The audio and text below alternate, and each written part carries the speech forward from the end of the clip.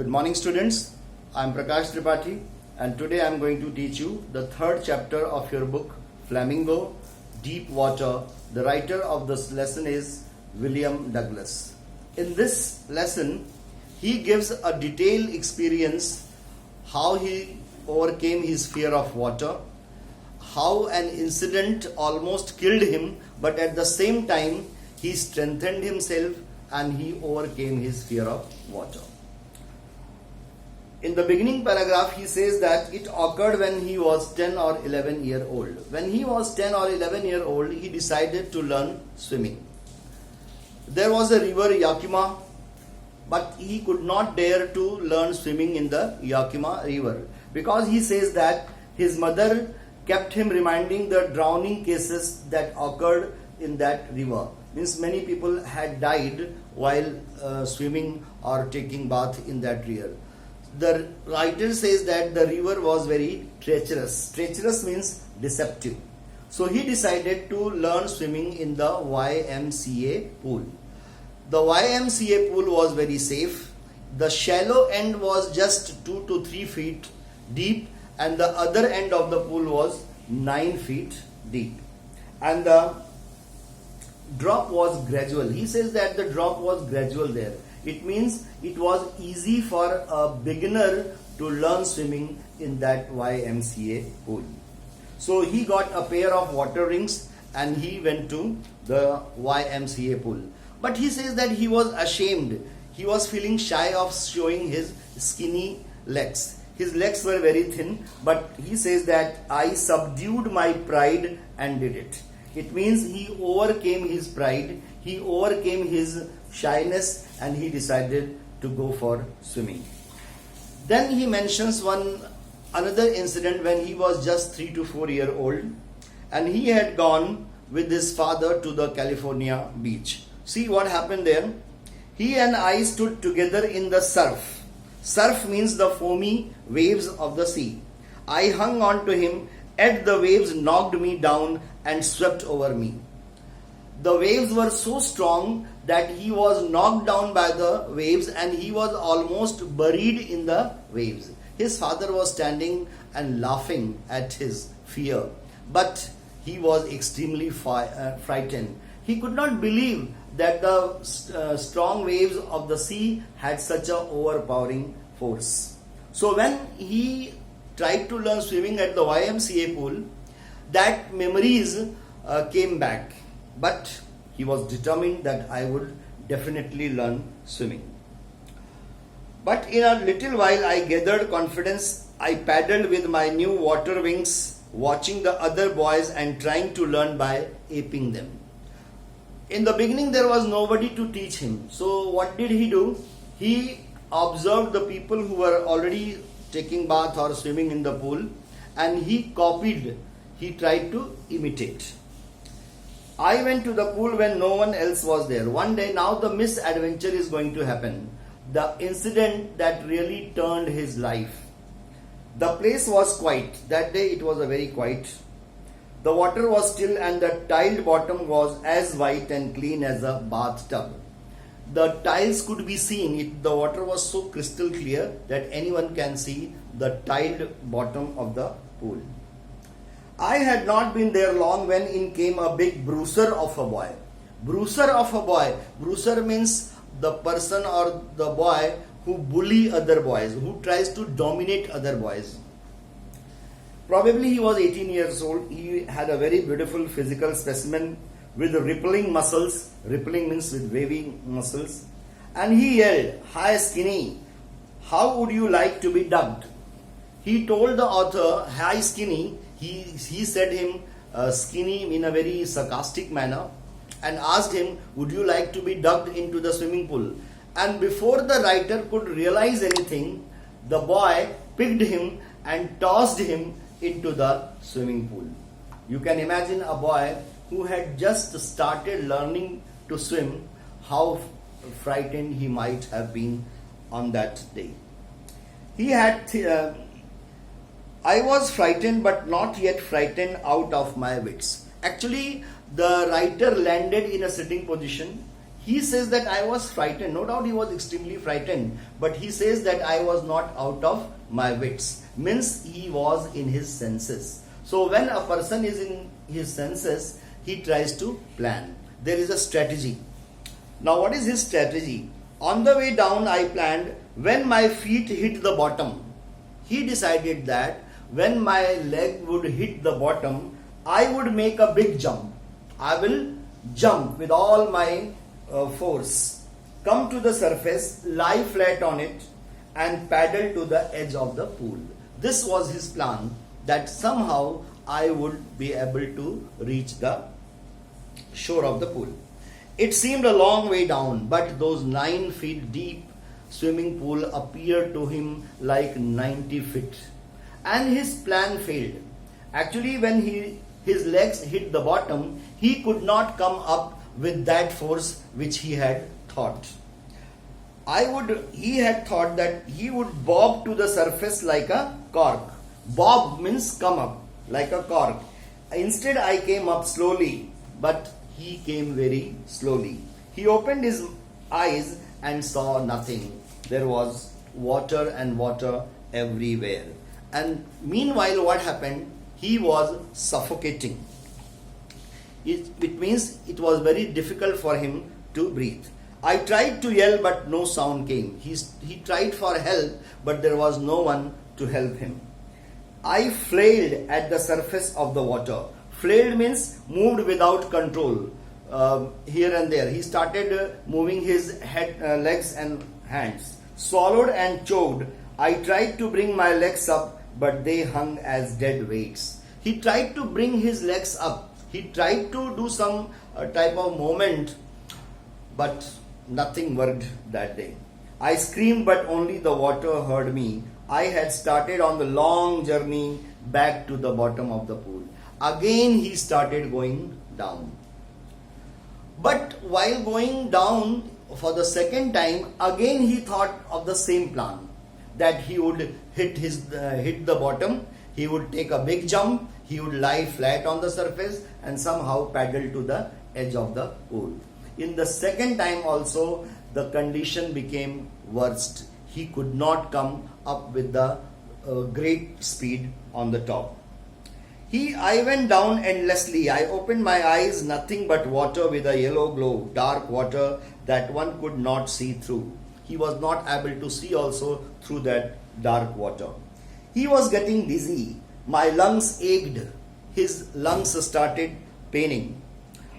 I would lie flat, the same plan he had made, but he could not succeed in that. I was shrieking underwater. I was paralyzed. He was shrieking, he was shouting. Actually, he was shouting for help, but nothing happened. Only my heart and the pounding in my head said that I was still alive. He could just realize that he was not dead. He was still alive. And then in the midst of the terror came a touch of reason. During that situation, during that critical situation, a reason came in his mind. I must remember to jump when I hit the bottom. The same strategy which I had mentioned earlier. But again he failed, and for the third time when he started going down into the swimming pool, he stopped all his efforts to save his life. All effort ceased. It means all his efforts ceased. And he wanted to just lie down, just flow down with the flow of the water. There was no more panic. It was quiet and peaceful. He was relaxed. And he thought that he is going to sleep. And he wanted to sleep. Too tired to jump. It's nice to be carried gently to float along in space. And then he says, I crossed to oblivion. Oblivion means a state of forgetfulness. This is a situation when you don't know what is happening around yourself. The next I remember, I was lying on my stomach beside the pool vomiting. The next moment when he opened his eyes, he saw that he was vomiting and the people had gathered around him. Someone said the kid nearly died. He had almost died in that misadventure which happened with him. Let's carry him to the locker room. Several hours later, actually, the boy who had thrown him, he told the people gathered around there that I was just kidding, I was just joking. But people said that your joke had nearly killed him. But luckily, he was saved. Now, after this event, the author was so horrified, he was so terrified that he could not dare to go near water. He was so frightened, and wherever he went, that haunted fear followed him. And as a result, he ruined his fishing trips, deprived me the joy of canoeing. Canoeing is a small boat, boating and swimming. So he was deprived of all these beautiful things. In other words, he started to avoid all the water games, all the activities which were associated with water. He could not go for fishing, he could not go for boating, he could not go for swimming also. But he did not give up. Several years passed and that terror remained in his mind. Then he decided to overcome his fear, and now see what he did. He appointed an instructor. One October, I decided to get an instructor and learn to swim. He was determined that I would conquer my fear of water. The instructor put a belt around me. A belt was put around him. A rope was attached to the belt through a pulley that ran on overhead cable. He held on to the end of the rope. Means a belt was tied around his waist and a rope was attached to the belt, and the other end of the rope was in the hand of the instructor. With the help of the instructor, he started moving here and there. It was a very tough training. He actually forth across the pool hour after hour, day after day, week after week. On each trip across the pool, a bit of the panic seized me. Actually, he used to practice 5 days in a week, 1 hour daily, and during that session, that panic used to come back to his mind. Each time the instructor relaxed the hold on the rope, I went under. Some of the old terror returned and my legs froze. Whenever the instructor loosened the rope, he used to get extremely frightened, and the same fear would come many-fold.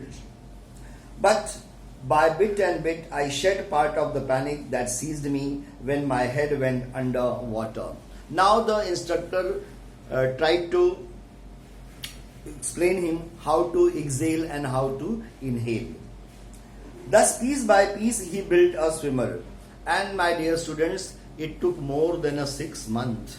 You must be wondering that how such a long time was involved in learning swimming.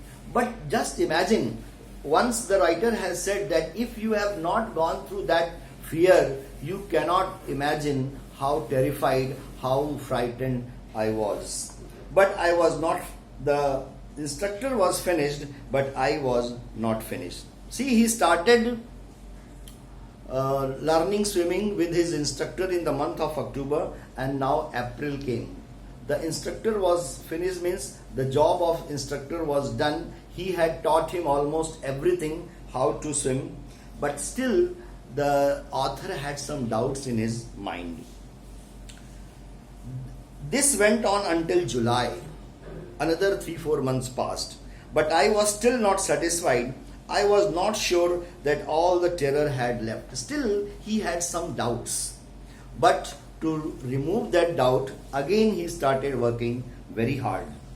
And he went to the various places, various cascades, various rivers, various islands, and he used to swim for hours and hours, and slowly he overcame his fear of water.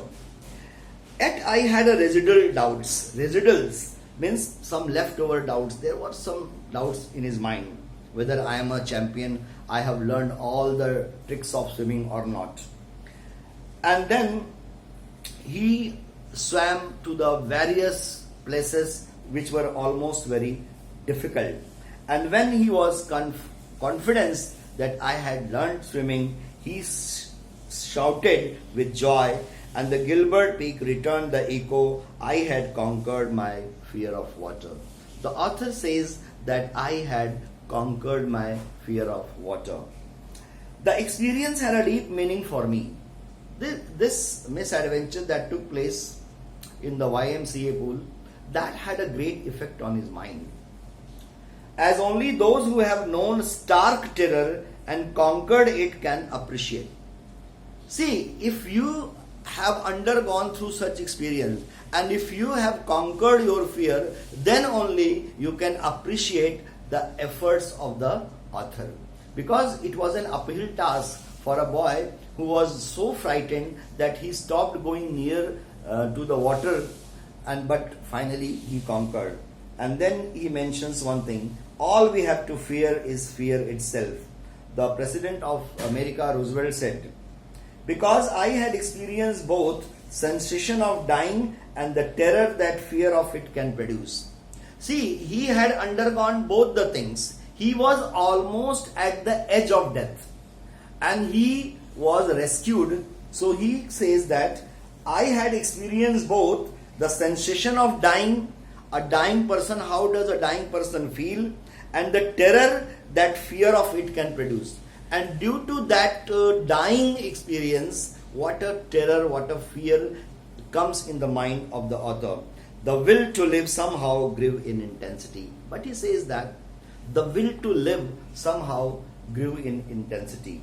At last I felt released, free to walk the trails, trails means path, and climb the peaks and to brush aside fear. Brush aside fear means he was able to set aside the fear.